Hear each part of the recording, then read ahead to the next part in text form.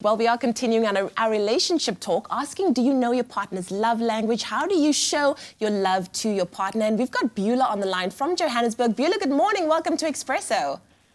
Good morning. How are you? Very, very well. Thank you. Beulah, what is your question for Dr. Eve this morning? The problem is, I was going to propose. I proposed like 8 times on paper in a little booklet. My boyfriend, and the night before, and I was going to also propose on in face to face. And we have and then the night before Valentine's Day.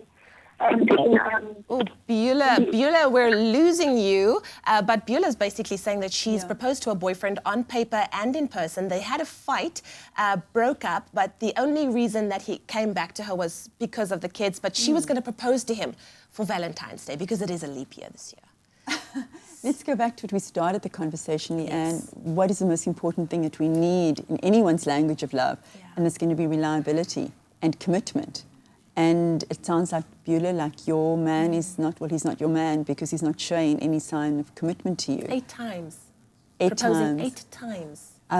Yeah, I would say that you need to go for some self-esteem therapy, Beulah, because to feel so denigrated and humiliated that a man is going to reject you, I wonder why Beulah stays. Maybe she just feels her languages of love are not being met at any level. If we think of those 5 that we're talking about today, they're not being met. There's no affirmation, there's no physical touch from, I would imagine.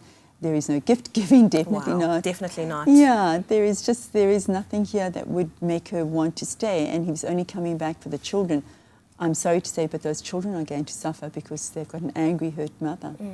Is there something called spending time with someone without actually spending quality time? So you're in the same space, you're with one another, but there's nothing of quality in that kind of interaction. Let's remember that when Gary Chapman wrote this book in '95, there weren't devices around. So he was identifying there as something that people needed in order to feel loved. Let's take us to circa now, 2016. Devices. That is the biggest cause of discontent in couples' relationships. I've seen that. Yeah, where there's complete distraction, right? And one of the rules that couples will put into place is like no devices in the bedroom or no devices at dinner time, like around children, because there is such a distraction that's there. So quality time, which is one of the languages of love, means actually just being very present. And it doesn't mean huge chunks of time, because as you said earlier, you can be together and still feel very lonely. But it's just really giving attention to that person, the eye gazing, the listening to that person, as I mentioned earlier. That's a quality time. You also mentioned that what might be lacking in Beulah's relationship would be physical touch. Can we chat about that in a little bit? Yes. Physical touch, what is it? How important is that? We would still like to take your calls. Please do give us a call, 0839133728. Dr. Eve is here, so you might as well ask your question. Let's find out how you can win a luxury queen-size Serta bed.